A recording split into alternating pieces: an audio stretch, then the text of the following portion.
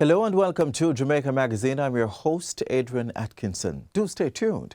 We have a lot in store when we return.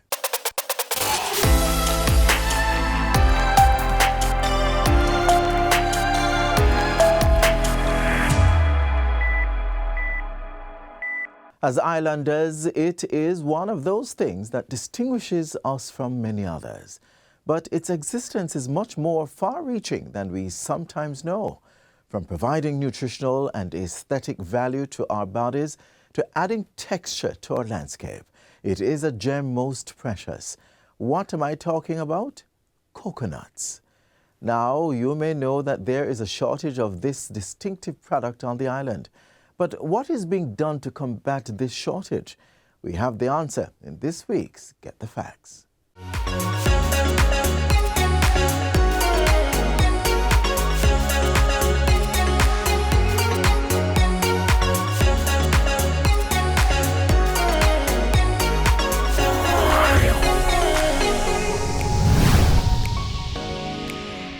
Welcome to Get the Facts, the program that provides you with information on government's policies and initiatives. I'm Theodore Henry. The passing of Hurricane Beryl is long gone, yet the nation is still feeling the effects, particularly in our agriculture sector. The portfolio agency of the Ministry of Agriculture, Fisheries and Mining has been one of the hardest hit by the aftermath of the hurricane. Just late last year, coconut farmers in St. Mary and St. Thomas received vital supplies from the Coconut Industry Board, CIB, including fertilizers, seedlings, spray packs, all of that to help boost the sector. So joining us today are Sean Cameron, Chief Executive Officer of the Coconut Industry Board, and Zachary Michael Black, Operations Manager at Michael Black Farms Limited. They're here to discuss the challenges currently facing the coconut industry and the strategies in place to address these issues. Gentlemen, thank you for being here. Thank you so much. Let's jump right into getting some facts here. Okay, coconut industry. For some people, myself perhaps included, the face of the coconut industry is the coconut seller on the road.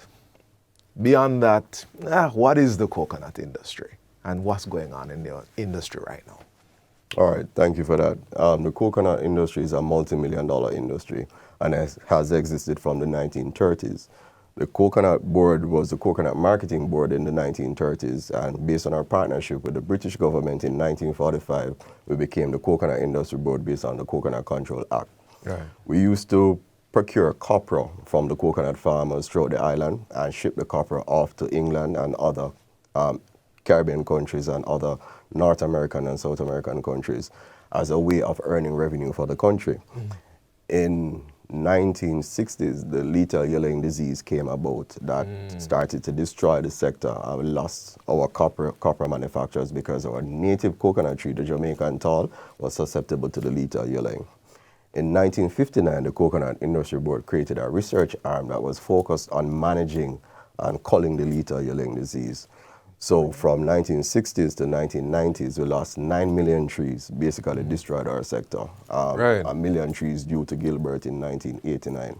Okay. However, based on the intervention of the Coconut Board through research, we were able to resuscitate the industry. We had a planting program that we gave free seedlings and fertilizers to our farmers, provide technical expertise to help grow the industry. We're up to estimated 4 million trees now back in the sector. All right. Yes. So what do we get from, apart from just coconut that you buy on the road and you chop and you open, and what else we get out of the coconut industry? Well, our largest coconut agro-processor is Michael Black Farms, and he was in coconut water, and then he switched to coconut oil, but I make Mr. Coconut Black, oil? Yes. Mr. Okay. Black speak on that. Yes, so coconut is one of the most viable products that you can have. You can make so many products from the nut. All right. So the husk itself can be broken down. You can create copra, which is the dust, and the fiber, which is used in planting, packaging, Right. mats, welcome mats, so all of that. That is a whole industry Jamaican itself. staple, that brown mat. Absolutely, Yeah. the brown mat. Then you go into production of the jelly. You have jelly, you can make jelly water. Right. You can package jelly meat. You wait a little longer in some time, you can get a dry coconut. As you know, when you cook Sunday dinner, you have that. You have the oil you can make from it, which we do. We make 100% virgin cold pressed coconut oil. No additives, no preservatives, straight from the nut to the bottle. Right, right. You have coconut now, coconut ice cream coming out. You have coconut sugar.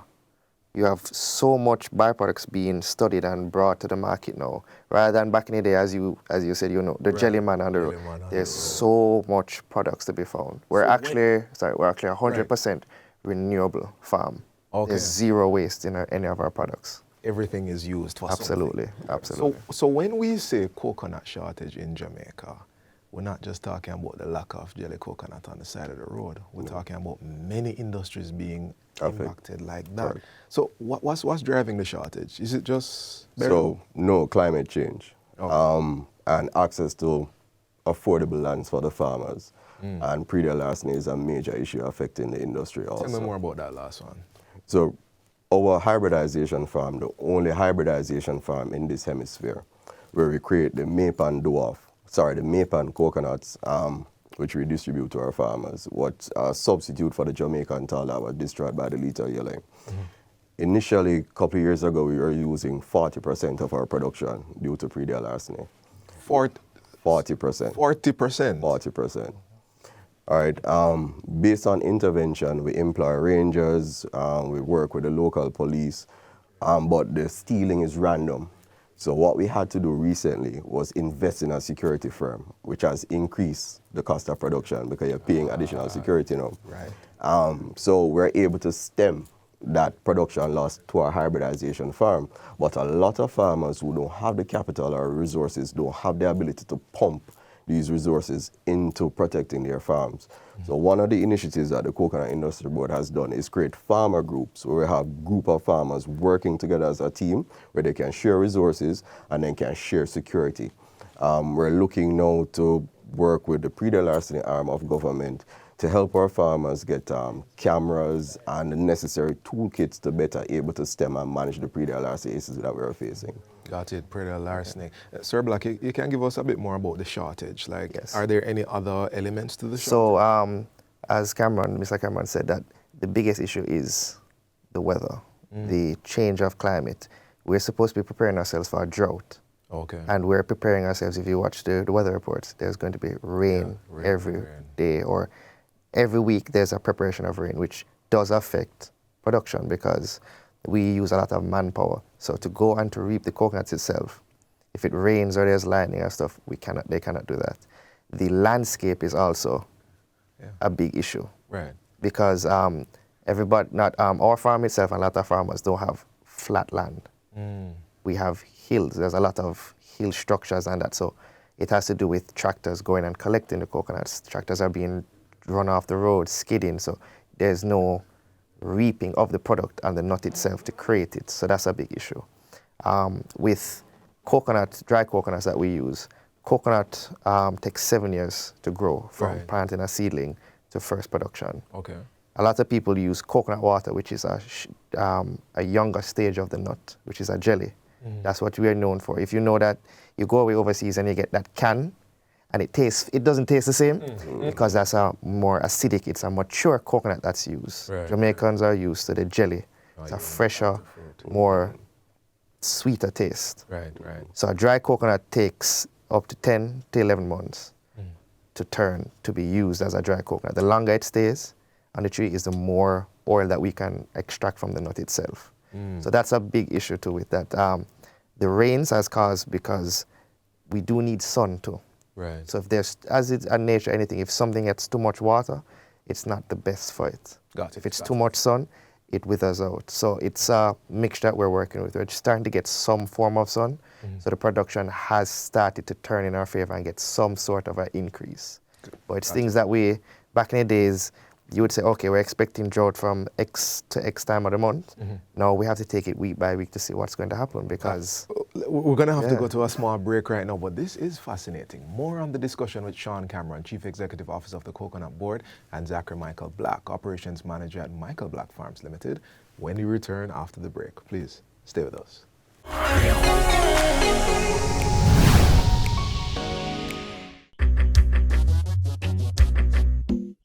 Nutritious food, succulent dishes, superior workmanship, and excellent service.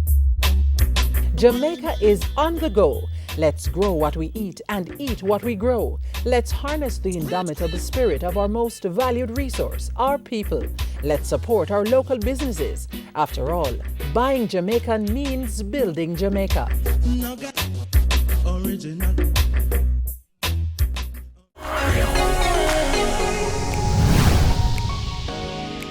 Welcome back to Get the Facts. Now that we have learned the challenges, we want to move on to the brighter pastures with what do we do about them.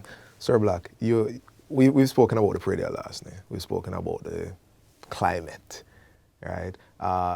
No business or industry can survive by saying, oh, that's just what happens. So what do we do? What do we do? So as you know, I'm a third generation farmer. My brother and I have came into what my father built and my grandfather has built. Right. Michael Black is a name that we all share and we believe in, and it's something that you have to be passionate about. Yeah. Farming is not what Jamaicans think. When you think of farming, you think of elderly gentleman or woman back in the, you know, we're here to show that there's a new face, there's a younger face, that farming and the industry in Jamaica needs to get the youth involved. And it can work for them. It can work. It absolutely can work. It's, and we're not saying that, you know, coconut is what you need to go to, but there's so much more viable things in agriculture to look at. And with, as we were saying, with coconut, there's so much different products that you can go into, and the market is there. Right. Well, on the ground, so Yes. your holdings are, you gave me a sense of it. How many acres? About 800 acres. 800 acres. Yes. All right, so that's a lot of land, Yes. a lot of trees.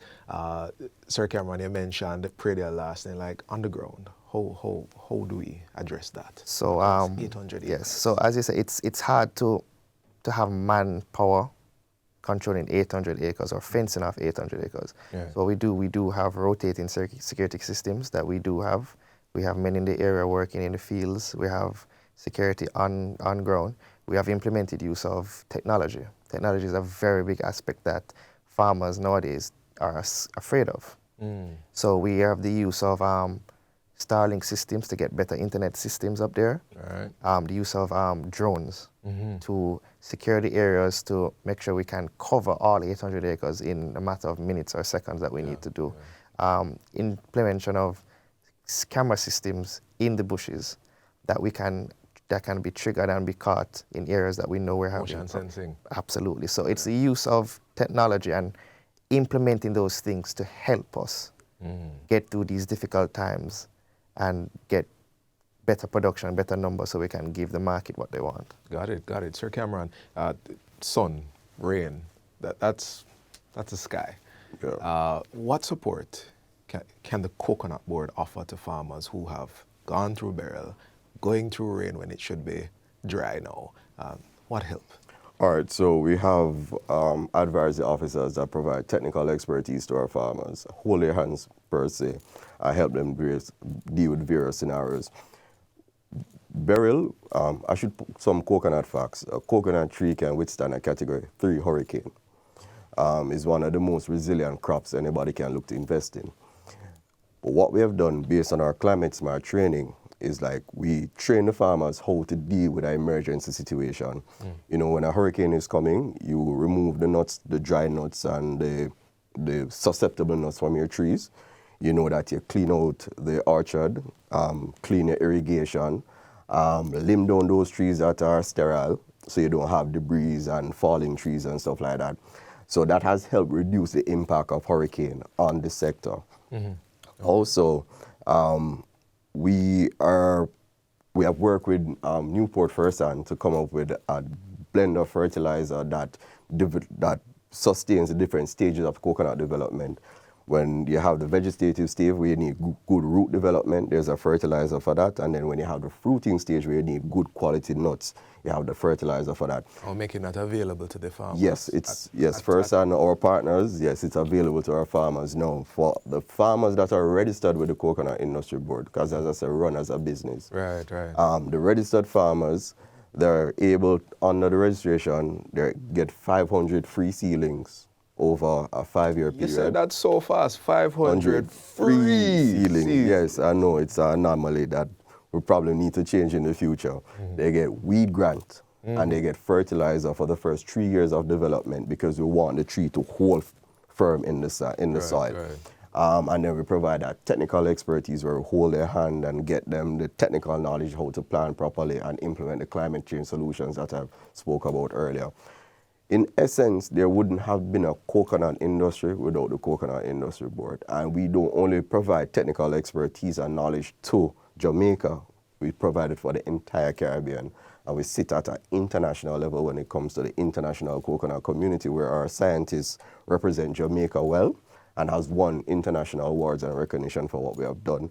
But we also lead the coconut development right across the world. Right. So in our previous segment, you mentioned the fact that we're investing more in security. That will impact prices, so businesses will naturally pass that on to the customer. Yes. So the shortage does drive prices up. Yes, it does. Right? Yes, it does. But you've mentioned a few strategies. Going forward, is there anything else that innovation that we can look at in maintaining stability and resilience? Well, research is important for any industry, and we're constantly doing research to come up with better varieties. That the number one factor is lethal yellowing resistance, and then the second factor would be production and how early it fruits. Zachary mentioned 7 years. If we can get a variety that fruits in 2 years, 3 years, yeah, that would be production will increase good. And we're focusing, one of our strategies now is to focus with large-scale farmers, those who have the capital, like a True Juice and people with massive landmass who has the capital and resources to help grow the industry. And what I'm getting from what we have set up until this point is that there is a shortage, but there are efforts and strategies in place to counter that shortage and recover from it in short order, relatively speaking. We're right here at the end of the interview, but I want to give you gentlemen a moment to unburden the heart and speak directly to the audience. And in particular, Sir Cameron, you mentioned the working with larger farmers and the need for landmass, Sir Black. Not everyone has that. Should we not go into coconut farming then, if I don't have 200 acres? No, man. So, gentlemen, both of you can take 10 seconds each and speak to the audience. Look, I always say this. When you think about an island, what comes to mind is beach and a coconut tree in the middle. The coconut board is a staple of Jamaica. It's part of our history. For those of you who used to polish your floor, you remember the coconut brush. We have this thing, say coconut water wash off your heart. So they say a bare clean people work at Coconut Industry Board and in the coconut industry. So when you think about coconut, we are Jamaica. We have brought back the industry from the brink of disaster to now where there's a third generation farmer. We encourage anybody, whether you have a little piece of land, plant 2 coconut trees around the back. If you have 5 acres, 10 acres, we don't refuse you. Mass is important to us. And we want to grow the sector. We want to focus on pharmaceuticals, nutraceuticals.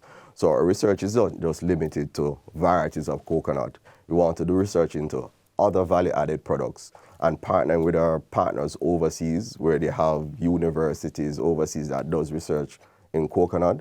We're able to access that information and share within our local environment and build our industry. So I encourage everybody who is Jamaican to plant out a coconut tree, support the sector. The Coconut Industry Board is one of the oldest institutions. Thank you, Sir Cameron. Sir Black, your final word. So to start off with, I hear the calls, I hear the pleas.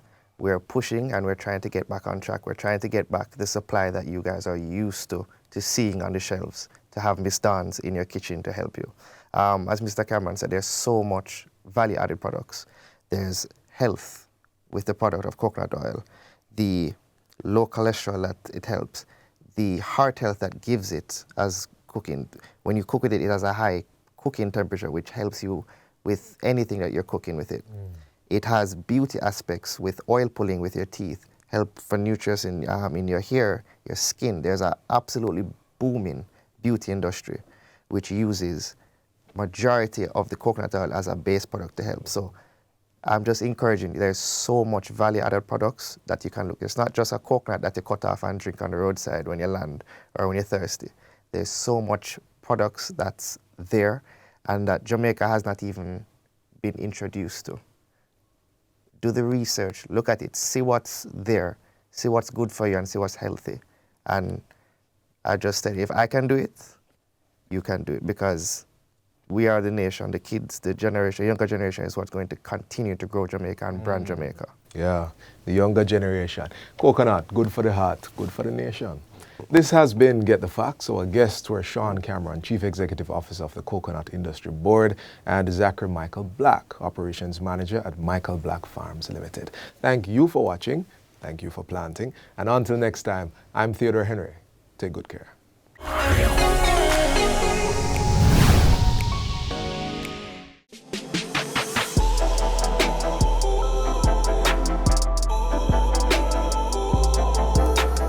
The government has announced its budget for the financial year 2025 to 2026. Here now is the Ministry of Economic Growth and Job Creation's budgetary allocation and how it will be spent. Government is committed to ensuring that Jamaica has world-class infrastructure. Whether it is your bridges, your roads, your drains and culverts, Jamaica must have world-class infrastructure.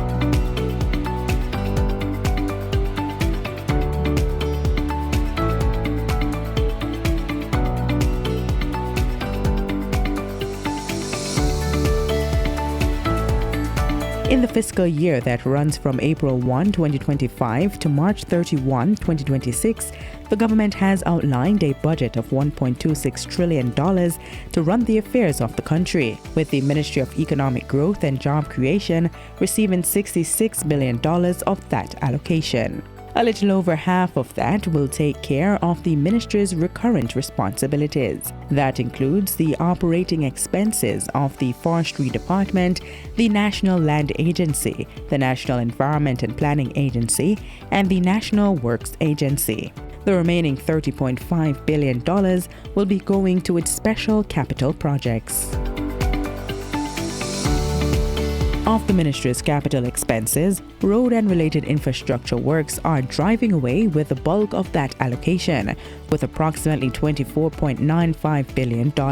Most of that investment is being put into easing congestion into the second city and opening up new lands for structured development through the Montego Bay Perimeter Road project. The project, which started in April 2019, has been extended to March 2028. The historical development of the country.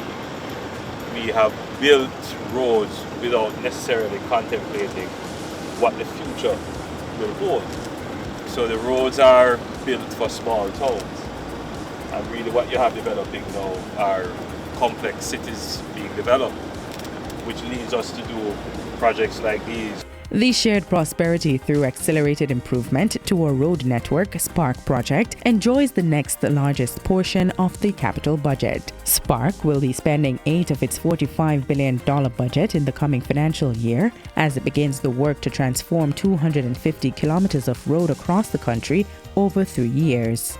The Jamaican public listening on should understand that the SPARK program is a capital investment. And the difference between regular maintenance and the capital investment is that the capital investment creates entirely new value. While SPARK is being accelerated, the Southern Coastal Highway Improvement Project will continue. Set to be completed by March 2027, it has been allocated $2.5 billion in this 2025-26 fiscal year. This will allow the government to wrap up outstanding land acquisitions and JPS pole relocation and continue the waterline and road works. Efforts to dualize the Brayton Road and Helsher Main Road will also progress at a cost of $350 million. This is the road from Niagara Head to the Texaco gas station to East Mid Street, and the objective is to improve mobility and ease congestion in the area. The designs and drawings have been completed, and going into the new financial year, the contract will be awarded with work beginning. And the new Troy Bridge being constructed on the border of Trelawney and Manchester will get an additional $100 million. The bridge is designed using a 3-box culvert support structure. So in effect, the water will be going through the culverts with a paved invert, essentially. And using that design adds great reinforcement to the carrying surface of the bridge, which means that the bridge can carry significant weight. The Ministry of Economic Growth and Job Creation is using the remainder of its capital budget to execute some key development projects. $2.5 billion is the continued construction of the much-anticipated Portmore Resilience Park. The project aims to create a 21-acre green space for Portmore's residents. It will boast multi-purpose sports courts and an indoor sports complex, children play area and jogging trail, a commercial complex with several shops for rents and car park for up to 370 vehicles and 3 security posts. Shifting gears, Development Bank of Jamaica's Big E program is getting $1.69 billion to continue the work of promoting sustainable and robust growth among startups and small and medium enterprises. It's financed jointly through a grant from the European Union and a loan from the Inter-American Development Bank. The Montego Bay Waterfront Protection Project will get $350 million to help with its aim of reducing beachfront loss to coastal erosion. In the new financial year, the government expects to finish waterfront protection interventions at the southern groins and complete a wall revetment at the North Gully. In its bid to enhance access to potable water across 6 parishes, the ministry has earmarked $300 million for the Rural Water Supply Improvement Project. This will bring reliable water supply to residents in the Aqualta Vale Jordan Run scheme in St. Mary, Albert Town Ulster Springs scheme in Trelawney, Kemps Hill in Clarendon, Mesa Hall in St. Mary, Union Balaclava scheme in St. Elizabeth, and Port Morant Erie Castle scheme in St. Thomas. Water is indeed a priority of your government, and that priority is being matched with investment, it is being matched with action, and it is being managed very well by the agencies in charge of this mandate. The government is also fulfilling its international obligations, assigning $250 million to support the renovation of Block 11 on Port Royal Street to establish the United Nations offices in Jamaica. This initiative is a testament to our government's ability to mobilize resources, leverage strategic partnerships, and execute transformative projects that benefit all Jamaicans. The Ministry of Economic Growth and Job Creation continues to foster economic advancements while working to help build a truly developed Jamaica.